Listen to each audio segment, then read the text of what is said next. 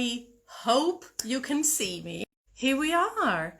So we're going to give this a couple of minutes so I can also see myself in the reflection and tuck my hair under my miswafer turbans so I actually look like a person. We are here tonight because we are going to talk about visibility. We are going to talk about visibility,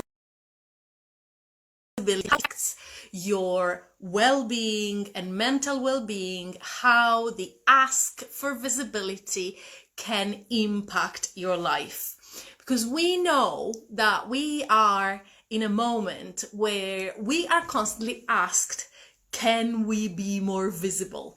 Can we show up on social media, on Instagram, on Facebook? We have to show up all the time, and it's really heavy sometimes. We need to know where's the boundaries, where can we take a break from social media, what happens if we don't do it like everyone else we know. So tonight I have a guest and we are going to talk about all of this in a minute. I can see she's watching, so I'm gonna invite her right now. We should see her in a second, so you're not gonna see only my face anymore. And her name is Sarah, and here she is. Oh, hello. Sorry, my camera angle is totally different on here. Around. Turn my camera around. Oh, you can see everything. Here we go. That's my room. As you can see, I'm in a hotel at the present moment. Well, hello. Sorry about that. Don't worry. So I was about to introduce you, and I was about to say something about you. Do you want me to talk about you, or do you want to do your own introduction? I'd love it for you to talk about me, Fran. That would be marvelous. Sarah is a well-being in the workplace coach, which is a really interesting job. She is mother to 2 humans and 2 bunnies. Very important detail here tonight. She's a well-being coach. She's a trainer. I've got my notes and this is why I'm looking there. And she works to help leaders and their team improve stress resilience. She also works in one-to-one. So basically, if you're having a rubbish time at work and you're feeling a bit meh, she is your person. You want to talk to her. There's going to be time at the end where she's going to give us all her contact details. So, and also, as you know from all our interviews, we put all her details then in all the videos. So I was saying before you joined that we are here to talk about visibility in a broader way. And I've got a series of guests where with whom we're going to talk about visibility in different ways, because we all know what visibility is, and it's about being visible and showing up for yourself and your brand. But there are a lot of things that we don't think about that often, and one of these is what we're going to talk about tonight, and it's how visibility, and especially the demand for it, affects our well-being.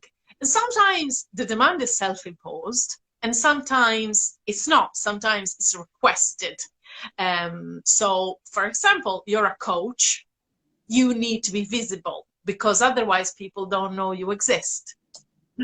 So, in terms of all of this, I wanted to start asking you a bit about what is well-being all round? What does it mean in general in life and work for you?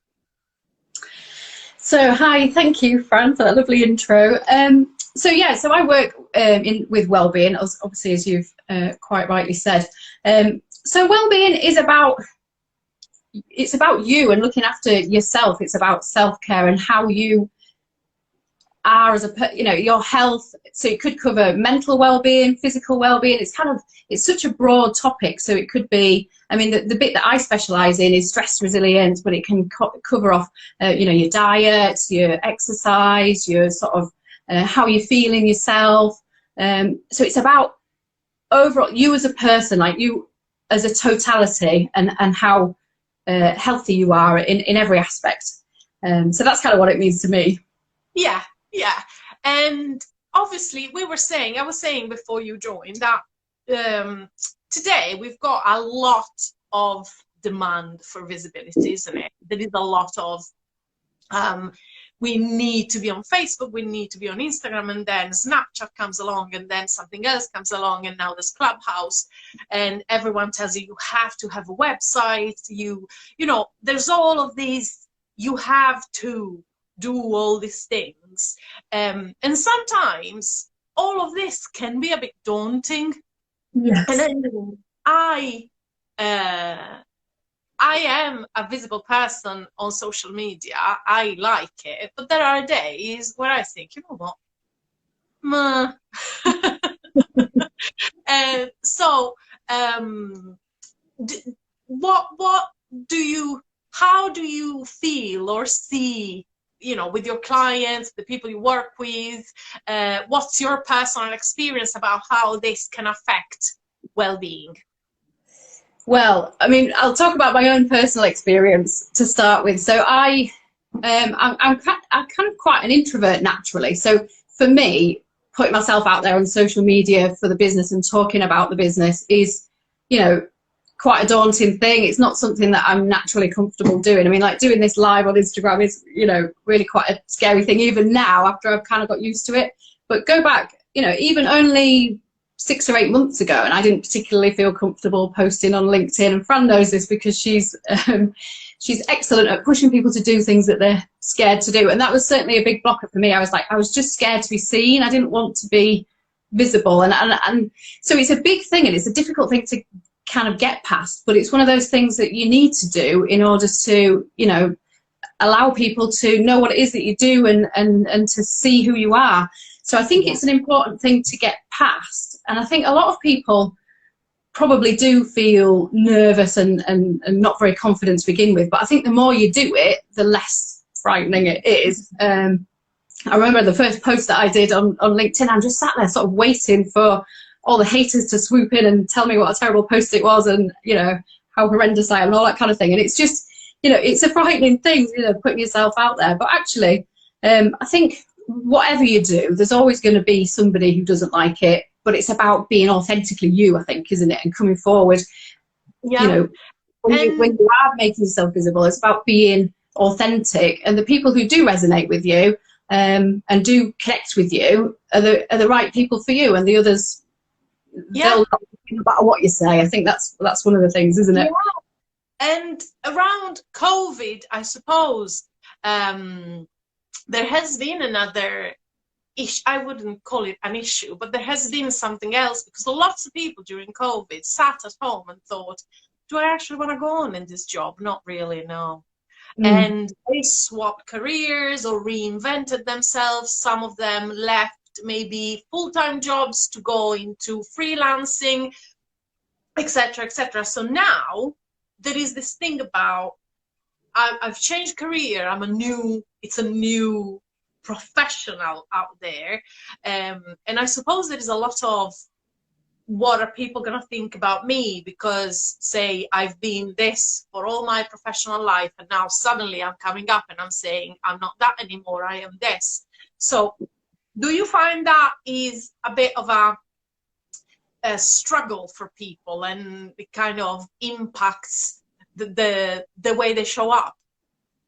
Yeah, definitely, because it's a big thing, isn't it? Kind of changing how people see you. I mean, again, from personal experience, you know, most people in my career will know me as continuous improvement and project management, rather than the coaching and leadership training that I do now. Although I've always done a sort of combination of the two, it's only now that I'm talking about it. And I think for many people, sort of reinventing how they're perceived by other people, even though they're the same person inside, it's how you present yourself to the world, isn't it? And which bits of you sort of share more. So I think it is difficult to do that, but I think the key is to just be authentic, and to remember that feeling confident about doing that comes after you've done it. It's not like that people feel confident before they do it. You've kind of got to do it a few times and then you become more confident, I think, about being in front of camera and being visible. Because like you say about like COVID and the changes there as well, I think a lot of people found it difficult going onto Zoom and doing Zoom calls. So like that sort of being visible but on a screen, because there's like a barrier between you. Like if you normally go to a meeting face to face, but instead you're, you know, on a Zoom screen, it's sort of a different dynamic, isn't it? So I think that's a thing that people struggle with as well, just sort of having the confidence to turn the camera on in a Zoom scenario. And I think in things like Zoom or like what we're doing now, is that it's not that we're not sure about what we're going to say or the fact that we know our stuff. But I find there is an element of, because you are in the camera, you are always in the image. I tend to go, oh my God, what's wrong with my hair? What is wrong with my shirt? I look like I'm dead. And like, it takes time to come to grips with the fact that, you know, this is how you look like every day, and people are actually used to you looking like that. The only person who's not used to it is you. And I just think, but it takes time, isn't it? Because we've got this image, I don't know. So in the morning, if I'm going out to see clients, I get dressed, I do my hair, I put my makeup on, and this is what I see in the mirror. And I think that this is what people are going to be seeing all the time. In reality, people are gonna be like, are gonna see me like this with the double chin and half asleep and with salad in my teeth. And that's life, isn't it? And it's not, you see other people not being perfectly coiffed or perfectly with the perfect makeup, and you think, oh, you should put your liner straight. It's like, people are people. Exactly. But with ourselves, we've got this, oh my God, look at what I look like. And I've done it at the beginning of this live. I went live and I went, oh my God, I need to tuck my hair in. And you had your camera the right way around. But that's another thing, isn't it? It's about not, you know, nobody's perfect. And I think it's about, you know, there's a saying, isn't there, about not comparing someone else's front stage with your backstage. So it's about, you know, being realistic. People show the best of them, don't they, on social media or when they're presenting themselves visibly, but other things go on. I mean, you know, all sorts of things happen, don't they, but in the background that, you know, people don't see. And I think that's going back to the well-being element, I think that's one thing that can be really difficult for people. And I think as well, probably the younger generation who have not sort of maybe acknowledged that people aren't perfect, and everything that you see on social media isn't the full picture, and people portray the best bits, don't they, or the bits that they want to share. But, you know, people are real and they've got other things going on, and I think sometimes it's easy to compare your life where you know everything and, you know, the good bits and the bad bits, and you're comparing it to everyone else's pristine, polished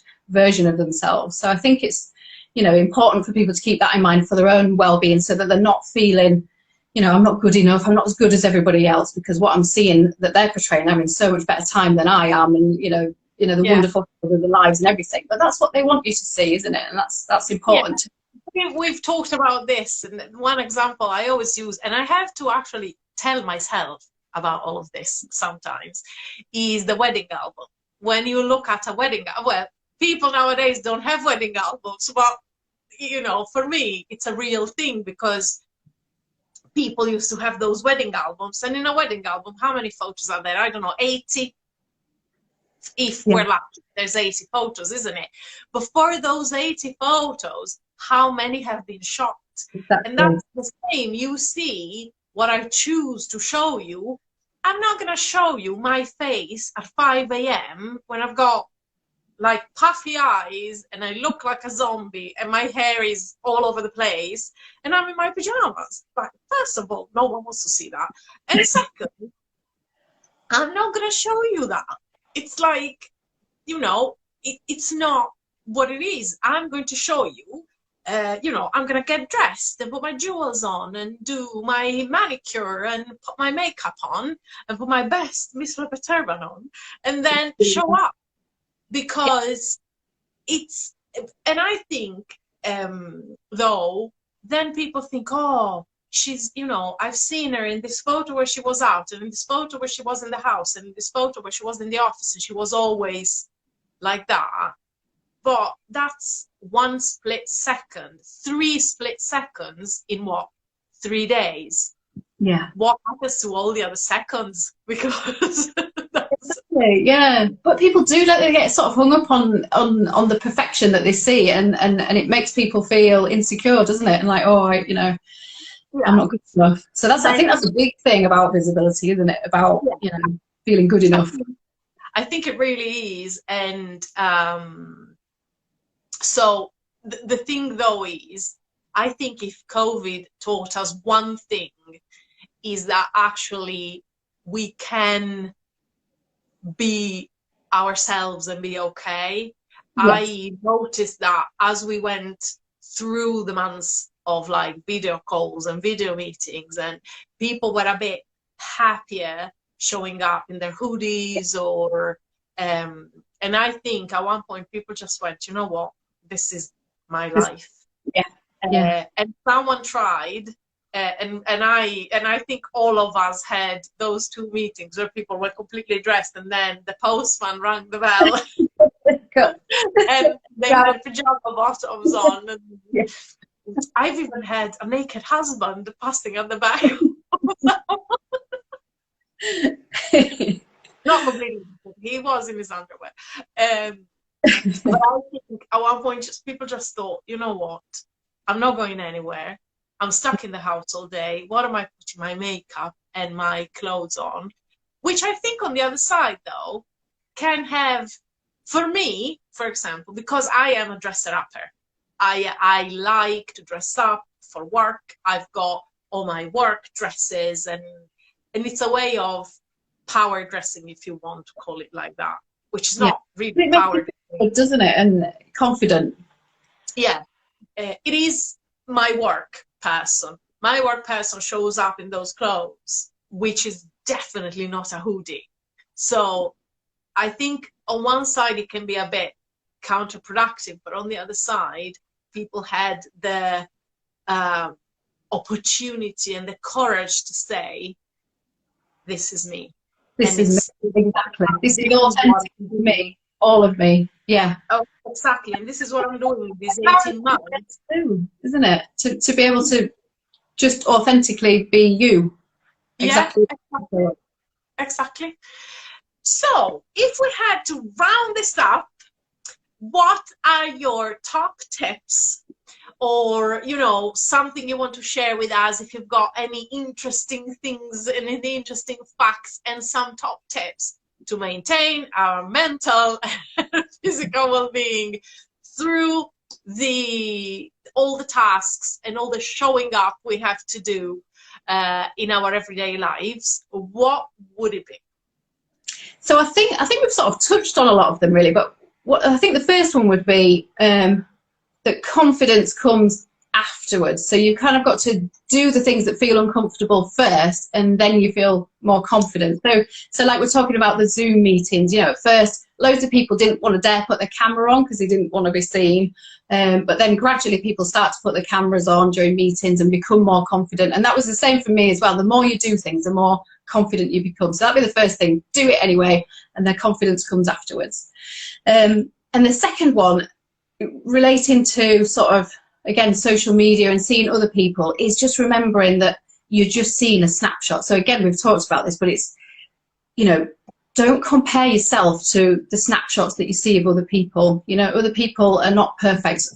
Perfection doesn't really exist in terms of, you know, nobody's perfect, are they? So don't be so hard on yourself.